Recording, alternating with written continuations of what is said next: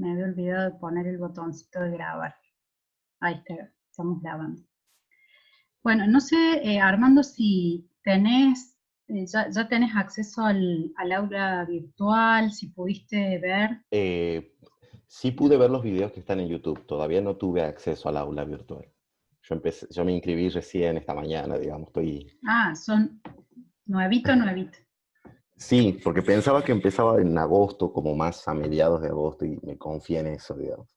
Bueno, ya eh, cuando te den acceso al aula virtual, podés, ya vas a ver ahí cómo está organizado, más o menos en general, como todas las aulas virtuales, viste así por bloques. El seminario está organizado en 3 ejes, y la semana pasada estuvimos viendo el eje 1, que son sobre Bien, definiciones de currículum, y hoy vamos a empezar a ver el eje 2, y después queda el eje 3. O sea, tenemos esta semana clase y la semana que viene un día. Son 5 bien, clases en total. perfecto, entendido. Profe, consulta. Sí, sí. La verdad que es la primera vez que hago un posgrado con este formato de los seminarios. La finalización de cada seminario se prevé con un examen, con un trabajo, con algo, como... Siempre la acreditación del seminario es con un trabajo escrito, o sea, no rinden un examen con un tribunal. Generalmente el posgrado tiene como otras formas de trabajo y de evaluación. Entonces, la forma, digamos, de evaluación y el formato que tenga también esa evaluación final depende de cada docente y depende también del seminario, ¿no? Del tema. Generalmente es un trabajo escrito al final. Salud. Es un trabajo escrito al final después que ustedes cursan. Cuando terminan de cursar, se da un tiempo, 1 mes, 2 meses, eso digamos también lo acordamos, y yo les propongo un trabajo, a veces nunca es de preguntas y respuestas, digamos, como una evaluación tradicional, sino a veces de análisis de algún documento o del análisis de la práctica de ustedes como docentes o alguna cuestión, por ejemplo, ahora en relación al currículum, en relación a la materia que ustedes enseñan, analizar algunas cuestiones de ese tipo. Yo en general no pido elaboración de ensayo o ponencias, pero bueno, a veces, qué sé yo, algún docente puede pedir elaborar un artículo, como si ustedes escribieran un artículo para presentar una revista. Pueden ser distintos formatos, ¿no? En general, yo en currículum y en didáctica es sobre el análisis de la práctica de cada uno de ustedes, o la construcción, por ejemplo en didáctica sería la construcción de una propuesta de enseñanza con los elementos que se trabajaron en el seminario, digamos, nada más alocado ni algo que no hayan visto acá. Pero sí un trabajo escrito, y que tienen un tiempo después para elaborarlo y para entregarlo. Generalmente es así. En el año pasado, el anteaño creo que fue, teníamos, las clases estaban organizadas más espaciadas. O sea, por ejemplo, teníamos una clase de currículum por semana, los martes, por ejemplo. Entonces, teníamos 1 mes y una semana de clases. Teníamos clases solamente los martes. Entonces eso daba tiempo por ahí a las lecturas o a hacer otro tipo de trabajo. Y en ese momento, a la evaluación, la empezamos a hacer en la última clase. O sea, trabajando el último día ahí en clase con la consigna de trabajo, y después, bueno, tuvieron un tiempito para entregarla. Pero ahora, digamos, con esta modalidad es como más difícil, porque no tenemos como la interacción del grupo ahí en presencial. Si bien nos tenemos acá en la virtualidad, pero ahí en presencial es más difícil resolverlo eso. Así que bueno, yo todavía no pensé tampoco una consigna de evaluación, porque eso también lo voy viendo en función de ustedes, del grupo de alumnos, y de cuestiones que puedan ir surgiendo también en las clases, o demandas. Lo que yo he hecho también a veces es dar 2 o 3 o 4 alternativas de evaluación, o sea, como consignas o ejercicios distintos, ¿no? O sea, opción 1, opción 2, opción 3, y ustedes eligen una. No es que son temas, no es que son cosas distintas para que no se repiten y no se copien, sino que son como cuestiones que apuntan al mismo objetivo, pero por ahí distinto, qué sé yo, o relacionar con un autor o hacer, digamos, otra cosa. Y eso también está bueno porque ustedes pueden elegir lo que más les guste. Pero bueno, todavía no lo pensé, pero es así, Luis, o sea, una consigna para hacer un trabajo y entregarlo. Y acordamos un tiempo, más o menos, 1 mes, 2 meses, tampoco tanto tiempo para que se les vaya eterno y que después se les acumulen los trabajos, porque no es esa la intención, sino que pueden ir también como resolviéndolo con el cursado. No sé si respondo eso, Luis, o otra cosa querías saber. No, era básicamente eso. A ver, me gustó mucho el tema. Yo sé que la virtualidad hizo que todo se tenga que ajustar como muy rápido, pero me parece, comparándolo con otras propuestas, me parece que es muy positivo. No sé si me escuchan bien porque justo estoy en el balcón, no sé si... ¿Sí? Sí. Me parece muy bueno, muy positivo tener una materia completa que termine y comience la otra, porque a veces, por ejemplo, tengo la experiencia más fresca que fue el profesorado, que está haciendo el profesorado, me quedan ahora 2 materias solamente, que cuando se dan varias materias en simultáneo, a veces uno como que colapsa un poco y no termina de empaparse en el tema porque está como con varios temas a la par y terminas como cumpliendo. Y la verdad es que este formato de tener una materia, terminarla, un seminario, terminarlo y tener otro, me gusta mucho. Creo que uno puede profundizar y puede compenetrarse más con la temática, por eso también me interesaba saber cómo era el cierre. En esto que les contaba que en otro año fue distinto, pasaba esto, o sea, los martes tenían una materia, los jueves tenían otra, o sea, estaban intercaladas las materias, el cursado.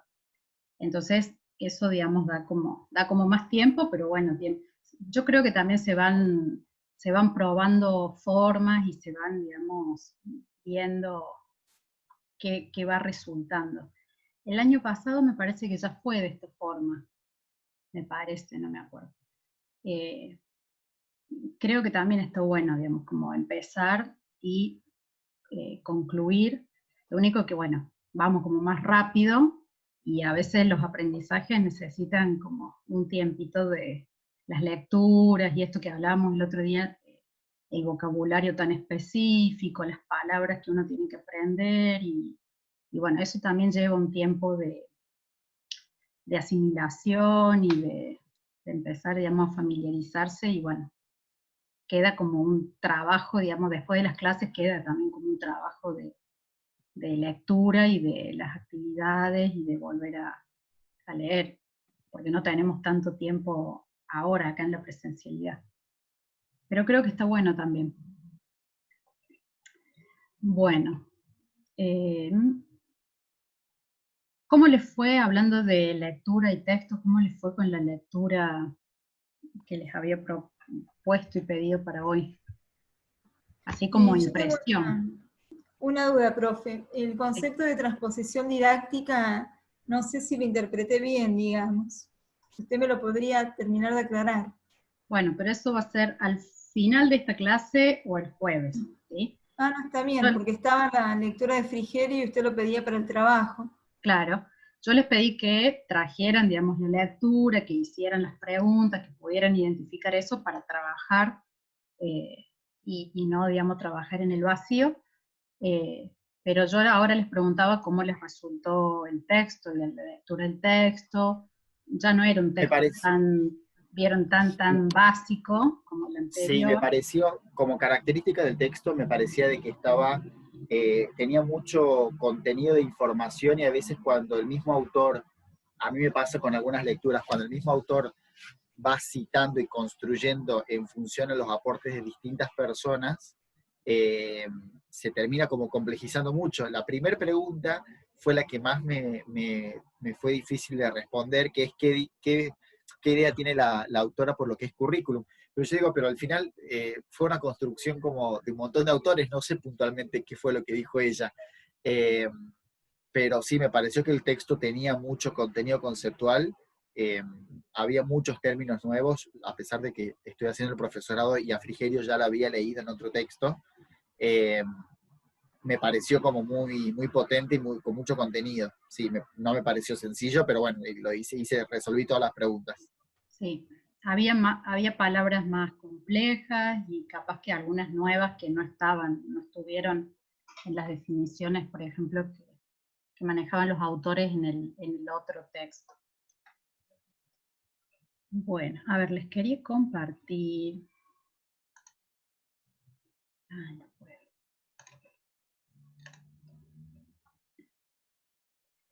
Les quería compartir un esquema. A ver, vamos a ver si se ve. Ustedes me dicen si se ve. Es mi Power. Sí, sí, ¿Sí? se ve. Bueno. Sí, sí. Todo lo que vimos la semana pasada fueron definiciones de currículum, que si bien leímos ese texto del ABC, que también era como muy básico, que era como un manual, los autores recuperan ahí muchas definiciones de muchos otros autores, ¿sí? Habíamos visto, ¿se acuerdan? Que 3 perspectivas o tradiciones: una tradición pedagógica, una perspectiva sociológica y después una segunda vuelta y una segunda concepción pedagógica. Y dentro de esas concepciones uno iba viendo cómo variaba también y se iba complejizando la noción de currículum, ¿sí? Yo acá armé un esquema que tomé aportes de algunos autores, pero es un armado casero, que trata como de mostrar algunas de las definiciones que hemos estado viendo, pero la idea, el esquema es muy básico, muy básico, pero para que ustedes vayan viendo los elementos como elementos que se van agregando en las definiciones de currículum y que van complejizando esa idea. Había algunos autores que entendían por currículum, allá en esa primera concepción pedagógica, solamente como plan de estudios, ¿se acuerdan? Como currículum prescripto, explícito. Después las definiciones se van complejizando y se van incorporando otras dimensiones, ¿sí? Por ejemplo, las actividades organizadas de enseñanza, todo lo que se organiza a través de la enseñanza, lo que se tiene que enseñar. Y después también se van agregando otros elementos, y también se lo puede entender el currículum como un proyecto que da sentido y coherencia a una oferta o a una propuesta educativa, ¿sí? ¿Se acuerdan que también había una definición de poder entender el currículum como un proyecto mucho más amplio? Y esa idea de proyecto, digamos, también da la idea de algo más integral y a la vez de que es flexible, no es algo estático y dado de una vez y para siempre, ¿sí? Sino que se puede ir, se debe ir modificando. Y hay una definición como mucho más compleja, que también es entender el currículum como un cruce de prácticas, ¿sí? Dentro del cual se definen los procesos de enseñanza y aprendizaje. Si ustedes ven, o sea, no quiere decir que una definición esté por fuera de la otra. Si uno entiende que el currículum es un cruce de prácticas, también, digamos, entiende o considera que existe un plan de estudios y que existe un currículum explícito, oficial, escrito, y a la vez un proyecto y actividades que se organizan en torno a la enseñanza, ¿sí? No así al revés. Si uno mira solamente el plan de estudios, se queda ahí. Entonces, esto como para mostrar un poco la complejidad del concepto de currículum, con lo que habíamos empezado diciendo en el eje 1, que hay tantas definiciones de currículum como autores, teóricos e investigadores que se dediquen a la investigación curricular y didáctica. Y eso que yo les pongo abajo, ven que dice currículum como ámbito de reflexión, investigación y teorización. ¿Por qué? Porque, ¿se acuerdan? En la clase pasada vimos estas concepciones pedagógicas y sociológicas, y eso, digamos, también obedecía a un desarrollo teórico y a un desarrollo en investigación en el campo del currículum, un desarrollo histórico. Esos desarrollos de investigación van construyendo teoría, y eso es lo que va haciendo que se vayan, digamos, complejizando las definiciones y se vayan agregando y considerando elementos que antes no se consideraban, ¿sí? El currículum también es un objeto de estudio de especialistas, de investigadores, sobre los cuales, digamos, se construye teoría para explicar la realidad educativa. Estos son como algunos conceptos que yo tengo claros, pero no sé si ustedes tienen como en claro, si acuerdan con esto, si le agregarían algunos otros elementos. Son como los elementos, como dimensiones centrales, ¿no? de algunas definiciones. Puede que no estén todas, no son definiciones textuales. No sé si quieren agregar algo. Yo quisiera hacer una pregunta para aclarar una duda que tengo. Por currículum podemos entender, a ver, yendo como de lo general a lo particular, de lo macro a lo micro, por currículum podríamos entender el plan de estudios de una carrera, pero también el programa de una materia. ¿Podemos definir como currículum ambos aspectos? Sí. Exacto. Eso también es lo que vamos a ver ahora en el eje 2, que son, digamos, cómo se construye un currículum, el currículum, y los niveles. Hay niveles de concreción del currículum. Entonces uno puede tener una propuesta curricular, por ejemplo, un diseño curricular para toda la educación primaria, y ahí está la enseñanza de la matemática para primer grado, segundo grado, tercer grado, para todo el nivel secundario, y eso es un nivel del currículum. Es la propuesta oficial, el currículum explícito para un nivel. Pero después también cada institución educativa construye, digamos, una forma de implementar ese currículum. Y después cada docente en su aula también, digamos, toma decisiones sobre cómo enseñar eso que tiene que enseñar. Y en la universidad sucede lo mismo, con la diferencia que el Ministerio de Educación, digamos, las agencias centrales de educación, no prescriben, no le dicen a la universidad, no hay un currículum, así como una propuesta de la primaria y la secundaria para la enseñanza de la economía, de la medicina. El currículum, digamos, tiene otras vías de definición, ¿sí? Ahora vamos a ver también un poco dónde. Pero el currículum puede ser el plan de estudios de una carrera, y ahí es interesante ver cómo está armado, por ejemplo, qué componentes hay. Digamos, hay una fundamentación, hay un perfil del egresado, además de los contenidos, ¿no? Además de las materias, el primer año, casualmente, segundo año. Cuando hicimos esa actividad que estaba propuesta para, creo que para la clase 2, que teníamos que hablar del currículum prescripto, nulo y oculto, en algunos ejemplos que propuse en el Drive, hice mención al currículum como plan de estudios, y en otro hice mención ahí aclarándolo de que era el currículum teniendo en cuenta el programa de mi materia. Y me hace acordar esto que dijo usted, porque yo desde que comencé a interiorizarme un poco en todo lo que es la parte pedagógica, me empecé a dar cuenta de la importancia. A ver, yo soy contador público y por ahí el valor que hasta mis docentes le daban a las materias, no sé cómo clasificarlas, pero como, no quiero decir materias culturales, ¿cómo podría decirle a ese paquete, a ese grupo de materias que quizás no son puntuales de la técnica, pero que por supuesto contribuyen a la formación de un profesional?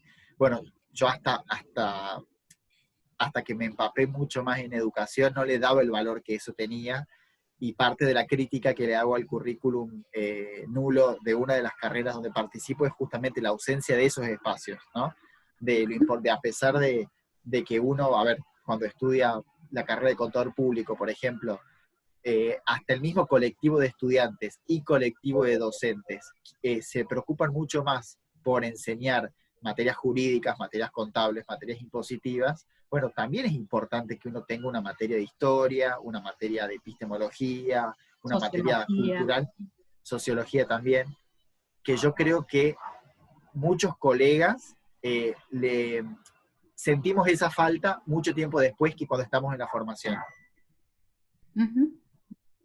Eso que vos estás diciendo, digamos, el currículum explícito, la propuesta, el plan de estudios, pone en evidencia y explicita ese recorte. Vieron que definimos el currículum como una selección, como una construcción social que implica un recorte de conocimiento de lo que se va a enseñar. Y cuando yo recorto y tomo decisiones sobre lo que voy a enseñar, también estoy tomando decisiones sobre lo que dejo de enseñar, ¿sí? Que podría ser el currículum nulo. Es característico también que los distintos campos disciplinares organizan sus planes de estudio, ese conocimiento a enseñar, en función de determinados ejes, dimensiones, que a veces son estos conocimientos, estos saberes que se consideran indiscutibles, troncales, que todos deben saber. No sé, estoy diciendo cualquier cosa. Economía 1, 2, 3 y 4. Contabilidad, las herramientas básicas que nadie discute que un contador debe, digamos, aprender y saber. Y a veces hay otras materias, como esta que decís vos, sociología o historia, no sé, ética, práctica, incluso a veces las materias de práctica quedan un poco relegadas porque no son centrales. Acá también lo interesante de ver es cómo se construyó ese currículum. ¿Qué fue lo que se decidió enseñar? ¿Qué fue lo que se decidió no enseñar? ¿Quiénes participaron de la construcción de ese currículum? Porque no cayó del cielo. Hubo docentes, hubo autoridades, hubo representantes gremiales, asociaciones de graduados, colegios profesionales, digamos, que participan en ese armado. Y esa participación es una lucha, era lo que decíamos la otra vez, o sea. Me gustaría contarte, a veces también quizás no hay personas criteriosas que lo participan. Te cuento muy cortito una experiencia. Yo doy clases, que lo puse en el ejemplo que di. Yo doy clases, además de la Facultad de Económicas, en otro nivel de la UNC, que es el nivel de pregrado que se dicta en el Manuel Belgrano. El nivel de pregrado era unas tecnicaturas superiores que tenían 2 años y después por una resolución del ministerio tuvieron que pasar a 3 años. Obligatoriamente. Entonces, esto contado por las mismas autoridades. Yo coordino una de las carreras de pregrado, entonces tengo acceso al plan de estudios, a la fundamentación y todo, y ese plan de estudios fue evidenciando con el correr del tiempo hasta ahora un montón de falencias. Y cuando me hago de la fundamentación de por qué de repente pusieron las materias como la pusieron, o eligieron las materias que eligieron, no quiero entrar a aburrirle a mis compañeros con ejemplos muy específicos, pero los argumentos por los cuales sumaron materias o los distribuyeron así, hoy que los leo con poco la formación pedagógica que voy adquiriendo, son tremendos. Por decirte algo un poco, acá esto mis compañeros sí lo van a entender, por ejemplo, una materia como estadística, que es una herramienta para hacer un montón de otras cuestiones. Bueno, decidieron ponerla en el último año y no en el primero. Entonces vos decís, pero si esta herramienta la necesito para hacer un montón de cosas, no me la podés poner al final. Por ejemplo, ética profesional, que a mi modo de ver debería estar en tercer año, porque es cuando quedan 10 minutos. Sí. porque es cuando uno ya por ahí se perfila un poco más en su oficio, está puesto en primer año, no en tercero.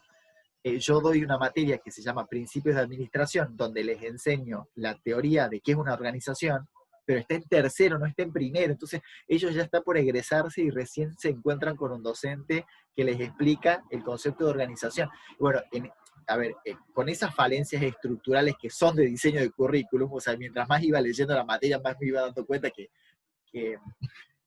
y leí los fundamentos, ahí me doy cuenta de que a veces no hay criterios de selección de las materias o de secuenciación de las materias.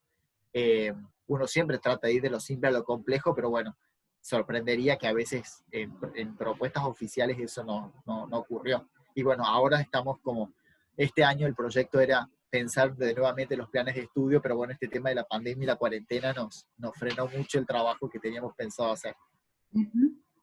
Si bien cada uno puede comentar de su campo, digamos, de economía, de medicina, creo que los ejemplos también sirven para justamente eso, mirar cada uno su realidad o comparar o que le dispare, digamos, alguna reflexión. Me parece que lo interesante ahí, Luis, no sé si es que no hay criterios. Yo creo que sí hay criterios, pero habría que analizar cuáles fueron.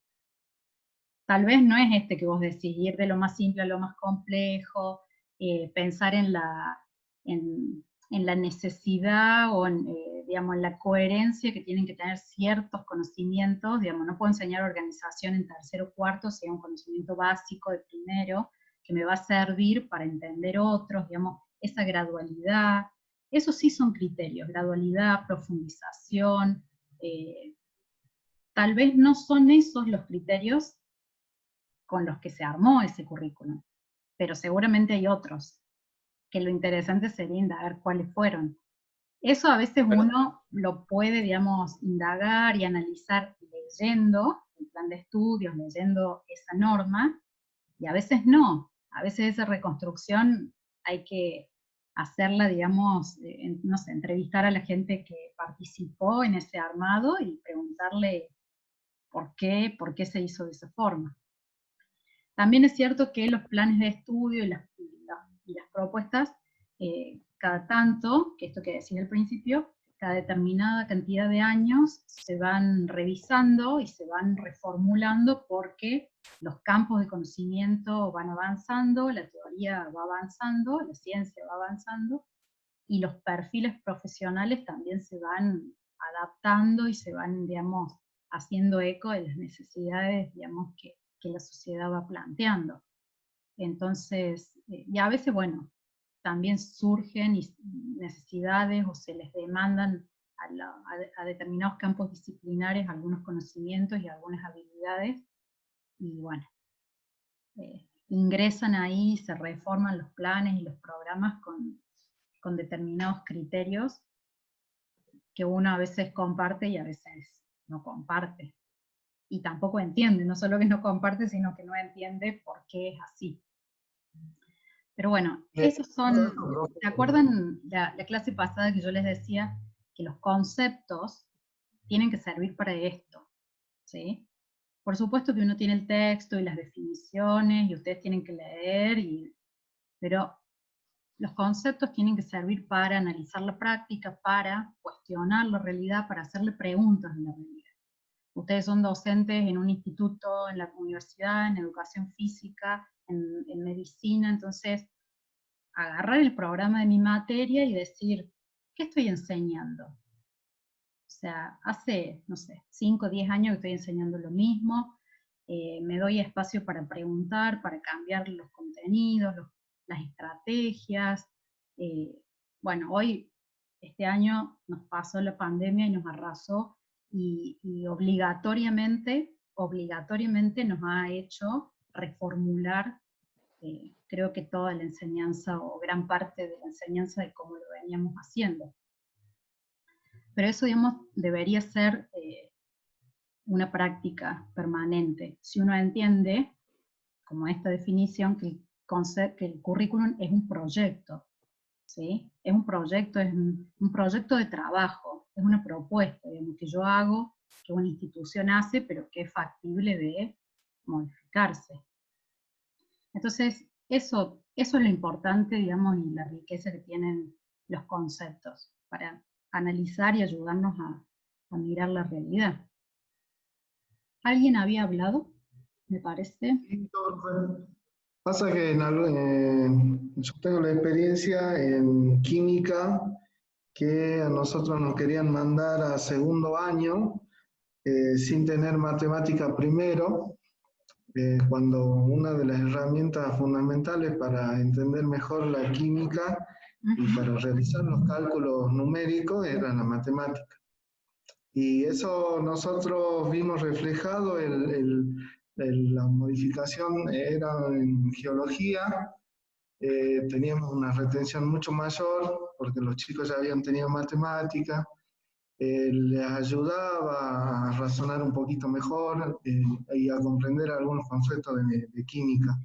Mientras que en otras carreras como las ciencias biológicas, que sí tienen matemática, o como agronomía también, que también tiene matemática, no era una materia correlativa directa a química y por ende se notaba bastante la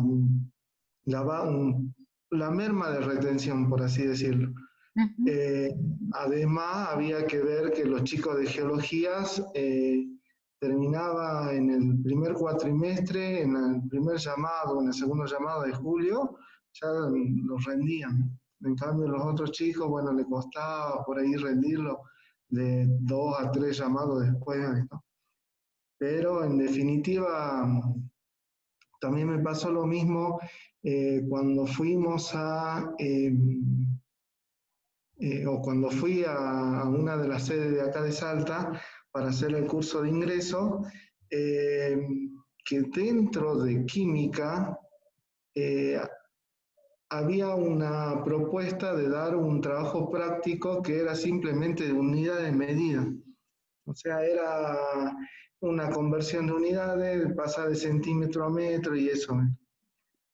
Pero que de acuerdo al que manejaba, bueno, la parte de elaboración de las cartillas, no lo quiso incluir, y cuando tratamos de hacer algunos cálculos, lamentablemente era una cosa de que los chicos ni siquiera entendían, o de hacer una regla de 3 simple, por así decirlo. Bueno. Pero que en definitiva hay algunas como materias necesarias, ya sea para cualquiera de las, ¿cómo se llama? Para cualquiera de las carreras, que por ahí que no tratan de no tener una relación directa, simplemente por el hecho de que haya una mayor retención. De eso que estás diciendo, Alejandro, y lo mismo que dijo Luis, ¿para quién es importante esto? Ustedes están hablando de cómo organizar la materia y los conocimientos, el plan de estudio, ¿y a quién están haciendo referencia? Y los alumnos. Por ejemplo, yo esperen porque se queda menos de un minuto, digo esta idea y después volvemos. Lo importante es pensar el currículum según el conocimiento que hay que enseñar, pero también quién es el sujeto que lo va a aprender, ¿sí? Y esos son los criterios que, digamos, ahí se juegan los criterios que uno tiene en cuenta en cómo construye el currículum, ¿sí? Bueno, tengo que pensar en ese alumno que va a necesitar matemática para poder después, digamos, hacerse de otros conocimientos y lo mismo los contenidos que decía Luis. Evidentemente en algunas propuestas como que eso, digamos, da lo mismo poner una materia en un lado o en el otro si no consideramos quién es el sujeto que está aprendiendo, ¿sí? Nada, les tiro como esa puntita para que les quede ahí resonando la campanita. Esto ya se está por cortar, hacemos lo mismo, esperen que yo termine